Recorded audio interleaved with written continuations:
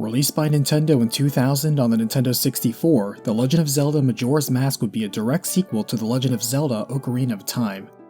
Written and directed by Eiji Aonuma and Yoshiaki Koizumi, the game would later be ported to the GameCube and enhanced on the 3DS with improvements in visuals and quality of life with unique features and reworked bosses made to the 3DS version. The story only gets larger from here, so let's cut it down to size with a recapitation. As the game begins, months after the events of Ocarina of Time and the battles he waged across time, young Link's trusted partner, guide, and friend Navi the Fairy would part ways. Though the boy would take his place among legends as the hero of time, he would begin a personal journey to seek out his friend again, riding out on his faithful horse Epona. His search has him crossing into some foggy woods as he is spotted by a pair of mischievous fairy siblings, Tattle and Tail, who startle Epona and cause her to buck off Link and knock him out. Watching nearby, the fairy's partner in crime, a Skull Kid wearing an unusual mask, appears and begins to loot Link, finding the magical Ocarina of Time. As he plays with it, Link recovers, surprising the Skull Kid, but the thief slips away from Link's grab and takes off on Epona. Epona gallops off as Link tries to hold on but is thrown off as Skull Kid guides Epona around a bend and into a strange tunnel.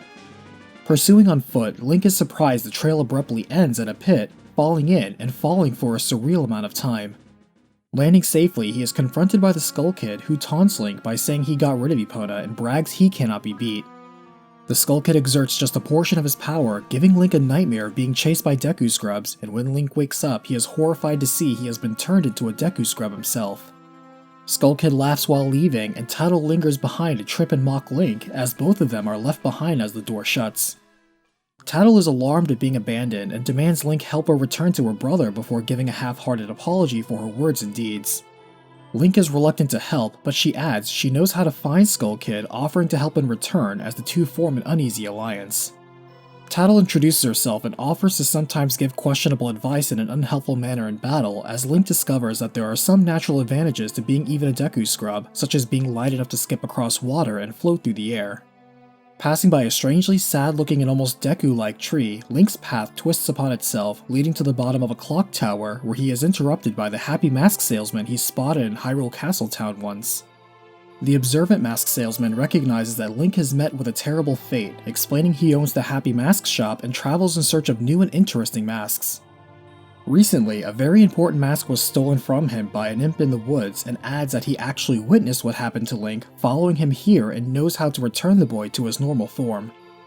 However, he says Link first needs the ocarina stolen from him, and in exchange for the restoration, asks the young hero to also retrieve the stolen mask on the imp. The quirky mask salesman adds he'll be leaving town in 3 days, so be mindful of that time constraint. With no choice but to agree, Link leaves the clock tower, stepping into a new town full of oddly familiar people, realizing he is stuck in a parallel world. Tattle says they should seek the help of the Great Fairy first, a powerful and all-knowing being, saying she is in the northern part of this clock town. Going there, Link meets a strange man in a green bodysuit named Tingle, who thinks Link is a forest fairy like him, though notes he is 35 and still has not gained his own fairy partner. For now, he makes and sells maps to help out his father, and wishing to be friends with someone with a fairy, offers Link his cartographical expertise with an enthusiastic cheer and proprietary magic words. Entering the Great Fairy's fountain, Tattle is shocked to see the Great Fairy's form was shattered into pieces by the Skull Kid, as her lost portion is found and her restored form emerges to thank them. She admits the masked Skull Kid took her by surprise, and while she cannot break his curse, she can awaken the power to use magic within Link. The Great Fairy also reveals the man who lives in the observatory outside of town knows of the Skull Kid's current location, warning them not to underestimate the Skull Kid. As a Deku Scrub, Link finds he can fire magically infused bubbles with surprising strength, impressing the local gang of boys called the Bombers, who show him a way to the observatory through the sewers. The old man tells Link Skull Kid is causing trouble all across town and even robbed him of his moon's tear, showing Link through his telescope that Skull Kid is currently on top of the clock town's clock tower itself. Skull Kid can sense he is being watched, directing their attention to the moon above that almost looks like it has a face on its surface. A small object falls from the eye of the moon as the Skull Kid continues to make fun of Link, and the old man says the top of the clock tower is only going to open on the eve of the upcoming carnival in 3 days. Passing time with a dancing scarecrow, Link meets an elderly woman who confuses him for her grandchild, reading him a story about the 4 giants. As the tale goes, before the people were separated into 4 lands across Termina, giants lived among them, and on the day of the Harvest Festival, they declared they would guard the people in their sleep. If the people needed them, then go in any of the cardinal directions and state their emergency, and they will return. Around town, Link notices several people on their own schedule with their own issues to deal with. Many people are in town preparing for the Carnival of Time, but Toto, the manager for the popular Zora band the Indigogos, says among other problems in the Great Bay Area, their lead singer has lost her voice and so they have to cancel their act. In the uncertainty, the circus leader Gorman is also informed his act has to be cancelled too despite all their effort already, utterly deflating him. Meanwhile, the mayor is torn between two strong sentiments in town, where the guards report many people have already begun evacuating as they fear the moon is actually falling and will crush the town. However, the other side is full of skeptics who refuse to believe something so outrageous will occur, don't wish the people to panic, and insist the carnival continue as planned. As Link observes the quiet panic in town increase over time, on the night of the final day, the clock tower door indeed opens automatically with the Skull Kid waiting at the top. Tattle asks for the mask directly, and hurriedly, Tail tells them to go to the swamp, mountain, ocean, and canyon and bring back the four there. Annoyed, Skull Kid backhands Tail but arrogantly feels even the giants could not handle his power anyway, daring anyone to do anything about the moon. Skull Kid begins to invoke more of his power as Link's magic bubble stuns him for just a moment, which is long enough for him to drop the Ocarina of Time. Link quickly grabs it as he recalls the memory of when Princess Zelda gave it to him before his journey and sees that in his hands the instrument changes form too, becoming a pair of Deku pipes his form can play. In despair, Tattle cries out for more time to do anything, and thinking quickly, Link plays the Song of Time, sending the pair back in time to 72 hours ago on the dawn of the first day when Link entered Clocktown. The fairy is shocked and impressed at Link's ability, seeing they truly time-traveled to avoid the tragedy, suddenly recalling the creepy mask salesman said he could restore his form with the instrument. The pleased mask salesman sees Link has recovered his stolen item from the imp, suddenly seating himself at a massive piano to play 6 notes instead of flexing his true aptitude, teaching Link the Song of Healing. Miraculously, Link feels the curse leave his body, literally, as he is restored to normal and a Deku mask falls to his feet. The helpful mask salesman explains the melody heals evil magic and troubled spirits, sealing the essence as a manifested mask, and lets Link keep the memento, telling him donning the mask will reconnect him to the magic within and allow him to transform into a Deku scrub by choice. His end fulfilled, the patient mask salesman asks for a stolen mask back from the imp, but Link disappoints him by being empty-handed. In response, the unhappy mask salesman puts his hand on Link and calmly reminds him of the catastrophe they all now face. He stresses that the stolen mask wasn't just any mask, but a powerful artifact called Majora's Mask, a legendary cursed item used by an ancient tribe in their dark magic rituals. It is said an evil and wicked power is bestowed upon anyone who wears that mask, and fearing the apocalyptic power capable within the mask, the Ancient Ones sealed the mask in shadow to never be found. The legend may have been lost, but the resourceful mask salesman managed to find the mask as a fine addition to his collection, able to feel the doom such a dark omen could bring. As such, it is direly important Link get the mask back from the imp as disaster is inevitable, and knowing this to be true, Link agrees and accepts the quest. As they head out, Tattle remembers Tail's words, saying those regions are in the cardinal directions to Clocktown, wondering who is there that they need to bring back. She suggests going to the swamp first, as Link ensures their limited time by slowing the flow of time here by half, and prepares for the journey with a schedule planner from the bombers. The Great Fairy gives Link a mask to help locate and restore the other shattered fairies across the land as the duo heads south and Tattle spots a familiar carving. She reveals they made this drawing when they first met the Skull Kid, as he was lonely after he had fought with his friends who left him behind. They bonded by staying warm in the cold rain and had fun during the day, but she knew he was also lonely because he was always playing tricks on others. One day, Skull Kid went too far and mugged the hapless masked salesman, finding Majora's Mask and putting it on for fun, but was never the same after that. Entering the swamp, the waters appear to be toxic, and trying out the Deku mask, Link endures a moment of excruciating pain as his body transforms into a Deku scrub again. With the help of some local monkeys, Link rescues an old hag also beaten down by the Skull Kid as they tell him there is a strange temple for Deku above the waterfall and one of their brethren went there but was captured. The old hag spots Link a scenic boat ride through the poison swamp with her gig at the tourist center, giving him a free camera too, as the monkeys lead him to the Deku Palace. As a Deku, Link enters freely and learns the missing monkey and Deku princess went to the sunken temple, but only the monkey returned and was arrested for kidnapping. The monkey claims he went to Woodfall Temple with the princess to investigate the sudden poison in the area, but then a monster captured the princess and he came back here for help. The monkey teaches a secret royal melody to enter the temple, but this only infuriates the Deku King, who kicks out Link and tortures the monkey with repeated, agonizing slow dips in a boiling vat. Agreeing to rescue the princess for him, Link makes his way to Woodfall Temple, though he is paused by a large owl who recognizes him as a fairy child. Knowingly, the owl says this swamp has lost its guardian deity and is destined to fade like the rest of the world, but also prepared war points around the world to aid the one with the power to change the destiny of the land, teaching Link a song of soaring that will transcend time and space. Raising the submerged Woodfall Temple, the duo find the high concentration of poison within suggests this is likely the source, finding a handy bow they can use to fend off the fire-breathing Lizafulls, spiky snappers, and feisty geckos. Link confronts the wild, will-less masked jungle warrior Odolwa, countering his variety of deadly blade dances and summoned pests, and freeing the innocent spirit imprisoned within. The mask glows as Link receives a vision of a giant whose bellows form a melody he mimics in order to learn an oath to order and is urged to use it to call them at the right time. Immediately, the waters of the swamp are purified, and Tattle is genuinely impressed with Link, wondering if he's done this sort of thing before, and sincerely apologizes for before this time. Beyond, Link frees the Deku Princess, who is more upset that her father is torturing her monkey friend over a hasty misunderstanding. Quickly taking her home, Link helps unbottle a princess's fury as she trounces her father and cancels the court's capital punishment of her companion with a cold glare. As thanks for saving the day, Link is awarded an olfactory-boosting pig mask, though the butler that leads him there notes how Deku Link looks just like his son that left home and never returned. He and his son used to race all the time, and Tattle chooses not to reveal that his son died in the forest connecting Hyrule and Termina, and whose grief became the mask Link now wears. In the swamp, Link finds a house with a man inside under an agonizing spider curse, and after exterminating every gold scatola in the mansion, he is able to be cured, giving Link his mask of truth that someone tricked him through his own greed into wearing.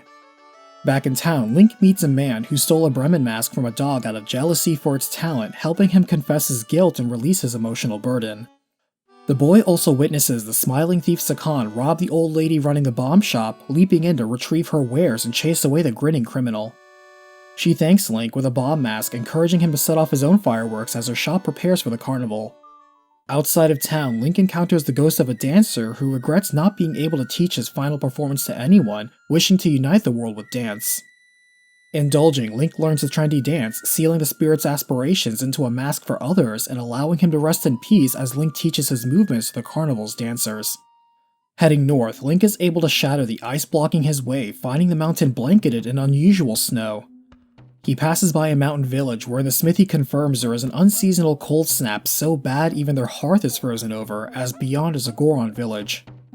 The rock-eating tribe tries and fails to keep out the cold in their shrine, while the ear-piercing cry of a baby splits the air as their tribe elder is out investigating Snowhead Temple for the cause of the blizzard. The elder son is crying non-stop as Link is met by the owl again, who is glad to see he is the person who indeed can change destiny as he suspected, warning him not to be fooled by appearances ahead. Led to the lens of truth, Link can now see invisible things, surprised to see a Goron ghost nearby who is just as surprised to be seen. The scarred tattooed spirit leads him to a special graveside where he introduces himself as Darmani III, renowned veteran and a proud bloodline of Goron heroes.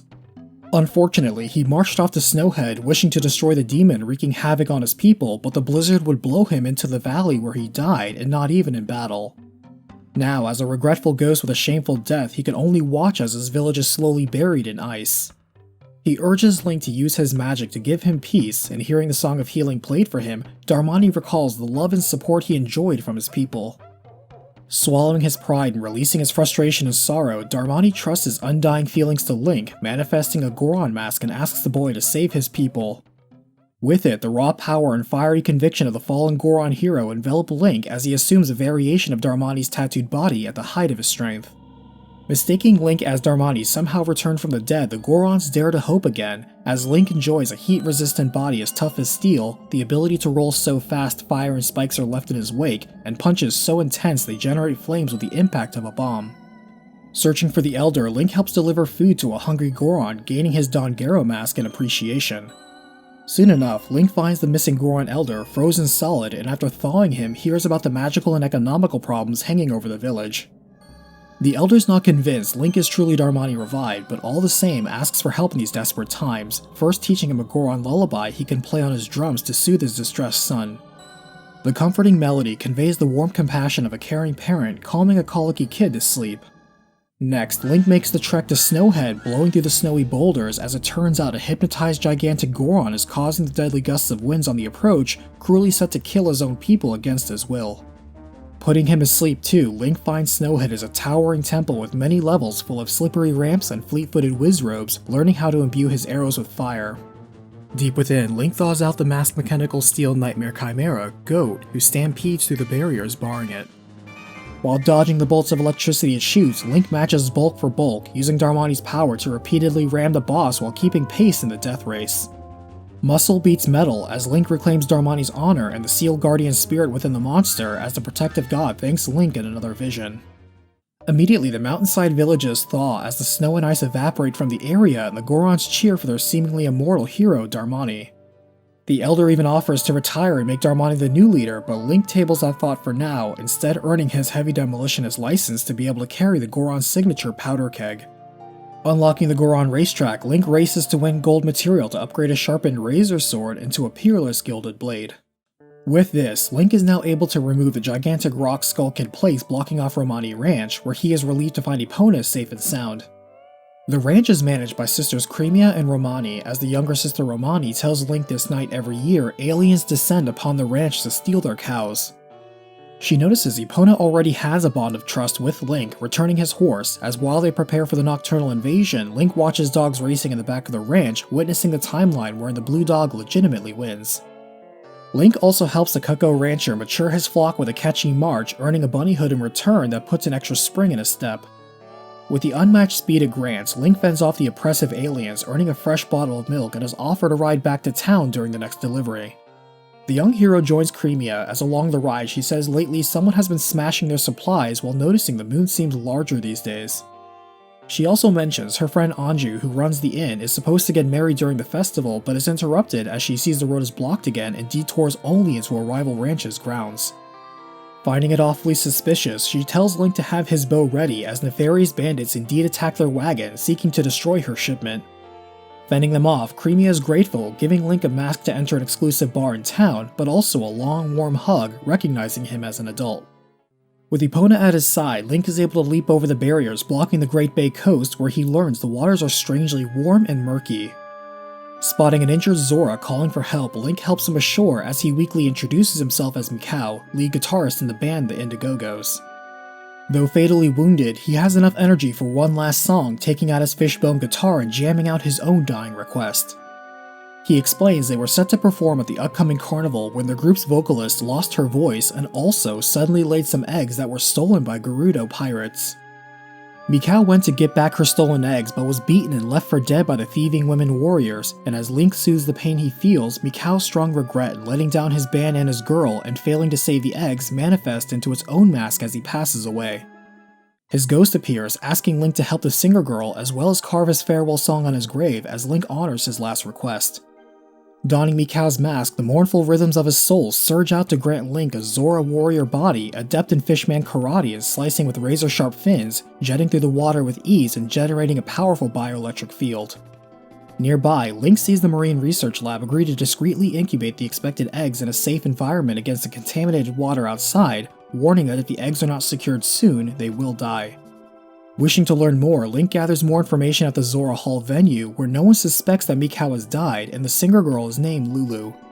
The drummer Tijo mentions there is trouble at Great Bay Temple and suspects Lulu is the current protector, as legend goes they share their fate and misfortune. The band leader and pianist Evan knows Lulu's secret and is also the one who arranged to safeguard the eggs in the aquarium for her.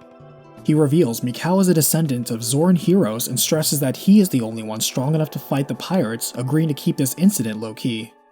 Heading out into the Pirates' Iron Fortress, Link uses his various forms to slip through patrols and security, eavesdropping on the boss revealing they have lost 3 eggs themselves to sea snakes that attack them in the murky waters. They also mention the eggs are the only clue to a strange storm cloud floating over the temple that Skull Kid told them contains a fortune of treasure. Dropping a hornet's nest to clear out the room, Link spots a handy hookshot in the leader's room, taking it for himself and saves an egg while contesting with the dervish duelists that try and capture him. Also saving a captive seahorse from a fisherman who wanted a picture of the Gerudo for research purposes. As thanks, it leads Link to the sea snake nest where the rest of the eggs, as well as its own mate, are trapped. After dealing with the snakes, Link quickly delivers the eggs to the aquarium where he is in time and they hatch with no complications. The biologist in charge is amazed that the hatchlings immediately know the situation and communicate a song upon their birth that will heal the voice of their mother.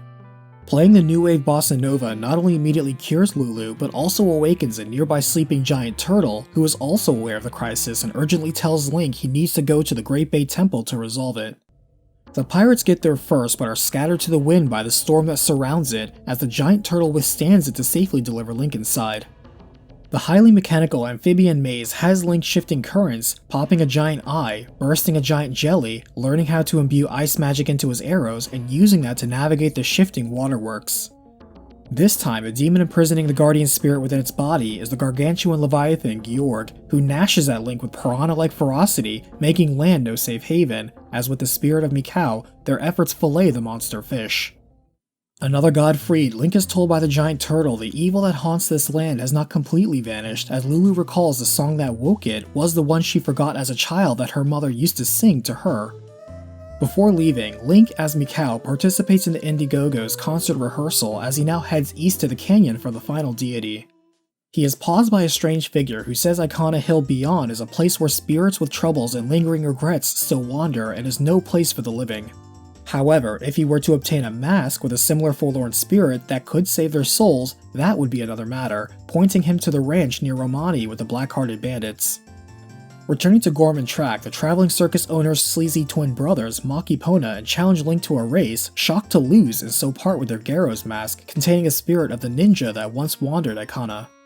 Dropping into town, Link enters the exclusive Milk Bar Club, meeting Toto again, helping him with a sound check with a variety of instruments, playing the old band's hit, Ballad of the Windfish. Hearing this, a depressed Gorman who happens to be there is struck with nostalgia as his love of the classic tune is why he entered the entertainment business too, and looks forward to hearing Lulu, whose mother was also named Lulu. Somehow, the circus leader's sadness turns into a mask for Link as he leaves and spots a curiosity shop where he buys a curious mask that curiously does not allow its wearer to fall asleep, the all-night mask. With it, Link is indeed able to stay awake even during the old lady's stories, hearing that the four giants left behind a friend, a small imp who was their friend since before they created the Four Lands. Confused and frustrated, the imp felt neglected and so began to repeatedly wrong people and spread anger through the Four Lands. In response, the people sang prayers to the giants in each compass direction, who all returned and scolded the imp, warning him to leave the people in peace or be torn apart. Scared, the imp fled, but was also saddened that he had lost his old friends. As the imp returned to the heavens, the world knew harmony again, and the people worshipped the giants as gods. In fact, the significance of the Carnival of Time is to mark when the season of harmony begins as the sun and moon enter alignment. The people pay homage to nature and time moving forward as they celebrate harmony and request bounty for the coming year. As a tradition, people wore masks resembling the four giant gods of the Four Lands, but now it is custom to wear handmade masks to the Carnival of Time. What more, any couple getting married on the day of the festival can wish for luck by dedicating a mask as a sign of their union. The centerpiece of the carnival is the clock tower that is opened up and a ceremony is held to call the gods by singing their ancient song, all to wish for a rich harvest. Back at the canyon, the strange figure now warns Link he may pass but will draw out the tortured spirits born in blood to him, hoping he can save their dark souls as they vanish.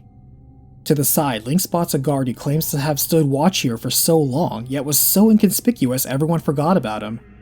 Somehow, the stone soldier has mastered the art of being so still he has become invisible, giving Link the stone mask to become so remarkably unremarkable that he will also be invisible to most enemies. The thief Sakan beyond in the area says the valley is haunted with the ghosts of Ikona's royal family and are studied by a local professor. Gyro's mask attracts the ninjas that mistake Link for their master, but they soon see through the disguise and fight to the death, choosing to kill themselves upon defeat. In the Icona graveyard, a massive skeleton rests until Link rouses it with magic, where it attacks him but is quickly defeated, calming down.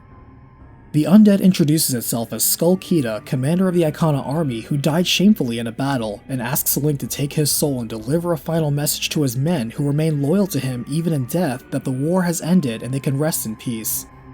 With a salute, Kita passes on as Link salutes in return, claiming the captain's hat that the ghost of 100 soldiers still swear loyalty to. Brandishing Kita's soul, the undead army that rises at night falls in line, opening the way forward to a tomb guarded by an iron knuckle for the Icona royal composer, Flat. He laments that his brother Sharp sold his soul to the devil and locked him down here, but has written a song that conveys the thunder of his anger and torrent of tears as sadness, meant to cleanse souls and blow away curses, the Song of Storms. Beyond a strange musical house surrounded by Gibdos, next to a dry riverbed, Link encounters the ghost of the great composer Sharp, drowning the brother's seething malice with another brother's deep sorrow, cleansing the spirit. This unseals the river, which powers up the music house, which releases a supernatural melody that banishes the undead surrounding it. Sharp admits he just wanted to revive the royal family, but thanks Link as well, agreeing the dead should not be roaming in this world, revealing this was all the work of Skull Kid. Sharp then asks Link to venture to the temple of this land and sever the root of the evil tormenting the dead, showing Link the way to their king who was also cursed in Icona Castle. Nearby, Link spots a little girl leaving the music house and, curious, enters only to be startled by the appearance of a hideous half-Gibdo man. Link considers striking it down but hesitates, sensing humanity crying out underneath, and with the Song of Healing, lifts the curse afflicting the scientist who has no memory of his time as a monster. His daughter rushes in, telling him it was all a bad dream, as Link notices his curse has been sealed inside a Gibdo mask. Seeing this man was studying the various dead in the valley and discovering how certain melodies repel them, Link visits the academic research spot of the undead at the bottom of a well, helping all the Gibdos with various final requests. As it turns out, this undead gauntlet leads to a buried mirror shield bearing a distressed visage, and more importantly, a way into the ruined Icona Castle. Disguised as an undead thanks to his masks, Link sees the walking dead still carry on as they did in life, and finds the mirror shield can even reflect magic from wizrobes. Exorcising them all with the sun's light, Link soon arrives at the throne room where the king summons his strongest bodyguards and is nearly fooled by the mask of Captain Kita, though his fighters show how well trained they really are. His foes are immortal in the darkness, but Link sheds a little light on the problem, though the king manages to keep his head on straight to pressure the young warrior. As Link wins the duel, the king accepts his loss, revealing petty infighting caused him to lose his kingdom, and recommends believing in your friends instead, even if that means forgiving their failures. The king formally introduces himself and says this all happened when someone opened the stone tower nearby, asking Link to reseal the doors and stem the winds of darkness that blow through. He admits his own army could not accomplish this and states Link will not be able to do this alone, granting him a soldier with no heart and so cannot falter in the darkness. Link is taught the Elegy of Emptiness, which creates a natural perfect replica of him in whichever form he assumes, accepting the task to shed light back on Icona Kingdom. Venturing onward, Link sees even making it up to the tower is an ordeal all its own, noticing something odd about how certain objects and devices almost seem deliberately upside down. Within is the actual Garo Master, and upon defeat, he reveals the trick to this temple is self-evident upon shooting certain emblems with an arrow imbued with light. Choosing to die on his own terms, the Garo Master leaves behind the light arrow Link needs, finding out the entire world rotates upside down for him, flipping the temple with the hit of a switch. With the floor now a precarious sky, Link rotates the entire tower to progress, encountering a shadowy Gomez wreathed in a cloak of dark bats, taking heavy swings with his scythe. Earning a strange mask said to give him the might of a giant, Link enters the boss room, finding himself taken to a desert wasteland wherein a pair of soulless giant desert crawler worms, twin mold, fly in the sky and dive beneath the sand. Wearing the giant mask, Link grows into a colossus himself, decimating the monsters with behemoth blows, liberating the final trapped god. The duo were told to call them atop the clock tower, where they agree they will do something, but there is a reluctance as they say to forgive their friend. Unsure about the last part, Link and Tatl return to see the evil from the valley has been purged, and Link is awarded a powerful sword from the Great Fairy as thanks for restoring them in every land. Back in town making final preparations, Link notices a masked boy put a letter in the mailbox and run away, as he is asked by the mayor's wife to find her son Cafe, who went missing a month ago. To help in the search, she gives Link a mask that looks like her son, and Link notices it sort of looks like the boy he saw earlier. Investigating, Link learns Cafe is Anju's fiancé to get married at the Carnival of Time, and they even made masks to celebrate both for their wedding. Going over to see Anju, who runs the Stockpot Inn where Link somehow already has a reservation, the hero sees the mailman deliver a letter from Cafe to Anju just now, recalling the masked boy also just mailed a letter earlier. Anju tells Link the letter is truly from Cafe, so he is alive and plans to send a letter back, asking Link to follow it to find him. Agreeing to help, Link follows the running mailman, who somehow knows who and where Cafe has been this entire time, delivering the letter to the masked boy. The boy retreats to a hideout in town and reads the letter as Link enters, and the boy said Anju mentioned to expect him and trust him, revealing he is Cafe. However, he is normally an adult and has been cursed into a child's body by the masked imp, but that isn't why he has been hiding the past month. In truth, his wedding ceremony mask was stolen by Sakan in his weakened state and is determined to get it back before the wedding somehow. He gives Link a pendant to give to Anju as a sign of his commitment to her and mentions stolen things in town are usually fenced at the curiosity shop, waiting for Sakan to appear. Anju is reassured by the pendant, knowing Kafei has not forgotten their promise, but Anju's mother isn't convinced, claiming Kafei is a no-good two-faced cheat who probably ran off with Anju's good-looking best friend Cremia, and Cremia took him in to support her business. Though pointedly specific, Anju's mother just wishes for her to avoid an unhappy life like her own, and is one of those who thinks the town will be crushed by the moon soon anyway. Undeterred, Anju chooses to believe in Kafei as Link stakes out the curiosity shop for Sakan, who indeed prances in with a bag of stolen goods. The shop owner shakes down Sakan even more than the actual highway robber, but afterwards tells Link he's here to help Kafei and has ever since he was little, giving Link the same Keaton mask he gave Kafei. He passes along a message from Kafei to be taken to his mother, and tells Link Kafei has already started tailing Sakan back to his hideout in Icona Village. With the postman's help, Link delivers his son's sentiment to his mother as the speedy courier wanted to flee this whole time but is glad he could perform the public service he has devoted his life to one last time. Retiring, he gives Link his postman's hat, conferring the rights due the position, and flees town with an unburdened heart. Link quickly rendezvous with Kafei outside of Sakan's hideout, which indeed only opens for the thief, slipping in before the door closes. Kafei spots his stolen wedding mask, the Sun Mask, within, but he accidentally triggers Sakan's security system. Working together, Link and Kafei tag team the tricks and traps of Sakan, getting back the mask safely. Wasting no time, Link and Kafei sprint to Clocktown where Anju waits with her wedding dress and the moon mask. Anju was initially surprised to see Kafei's cursed form, but recognizes him all the same, repeating that ever since they were children, they made a promise to marry and exchange a sun and moon mask at the Carnival of Time, as the two lovers embrace despite the unusual circumstances. Facing the challenges together, Link acts as a witness to their exchange of vows as their masks also merge, manifesting the couple's love that has endured this terrible trial. They tell Link to flee, fine with dying together if that is their fate, but stealing himself, the hero of time, has other plans. Returning to where it all began, Link watches events play out as before as it seems Majora is not immune to the effects of time. This time, the hero of time invokes the Oath to Order, and from every direction the giant gods roar in response. Hearing this, Skull Kid begins shaking uncontrollably as all four giants step in and together just manage to stop the falling moon and save Termina. Tattle and Tail cheer as Tattle jeers at Skull Kid, though Tail says it wasn't the Skull Kid so much as the power of the mask taking advantage of his loneliness before taking over completely. A strange voice chimes in, agreeing the child was too weak of a vessel to properly use its power, as the group looks over to the mask that lifts up the Skull Kid and calls him a garbage puppet, releasing him. Majora's mask then chooses the moon itself as its next vessel, possessing it and proclaiming it will now consume everything. The giants begin to buckle under the tremendous force of a moon empowered by such a calamitous god, and Tattle says they should rewind time and try again for this outcome. However, Link sees the path Majora used to enter the moon is still open, and Tattle says it's a stupid idea, but agrees to follow him anyway. Within, the pair are surprised to see a limitless green field with a single large tree atop the hill in the distance. Four oddly familiar small children, each wearing the masks of the monsters that bound the guardian spirits, frolic and play while a lonely child with Majora's mask sits by himself under the tree. One child notices Link has a lot of masks, asking if he too will be a mask salesman, asking to play a game, starting with handing over some of his masks. Complying, Link surrenders his masks as the children play hide and seek with Link, hiding in small worlds. The children ask for more masks and pose introspective questions to Link, such as asking what kind of people his friends are, wondering if those same people consider him a friend as well. Do the things that make him happy make others happy too?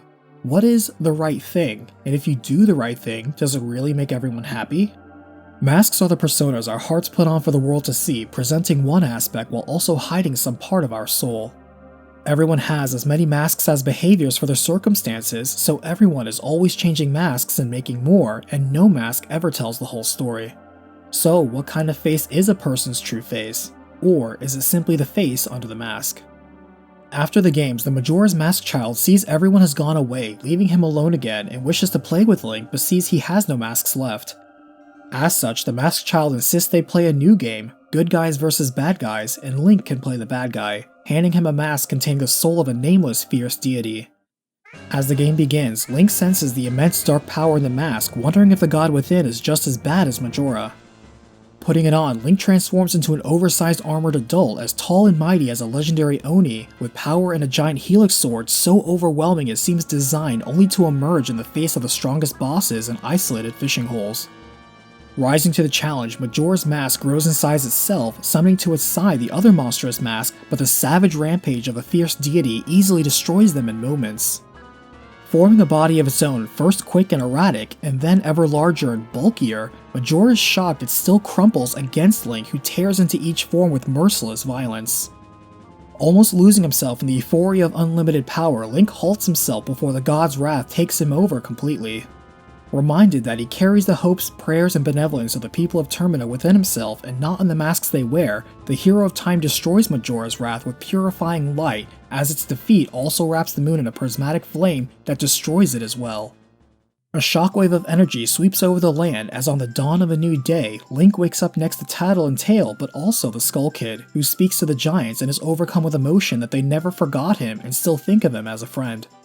The giants do not punish their friend, instead walking by as they return to sleep in their respective lands, as the Skull Kid recognizes Link for saving him, asking to be friends too.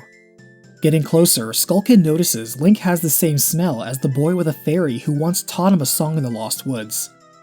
To the side, the happy mask salesman states the evil has actually left the mask entirely and is just a mask now, but having what he came for all the same, prepares to leave and advises Link to do the same. Just before exiting, he comments how Link made a lot of people happy, and the masks he has are similarly filled with happiness now, disappearing oddly. As the game ends, Tattle says this is a good time to part ways for them too, admitting she had fun, as the carnival is about to begin and Link rides off, and Tattle expresses her genuine thanks to him. With Skull Kid's curse lifted from the citizens, the carnival commences successfully, including Anju and Kafei's wedding with him restored to normal. Daily life resumes across the land as Termina is denied its doomed fate, as some have joy restored to them and others discover new painful truths revealed to them, though for the Hero of Time, Link finds himself in Epona back in Hyrule, resuming the search for his fairy friend. The Legend of Zelda Majora's Mask has enjoyed the success of selling over 6.8 million copies worldwide.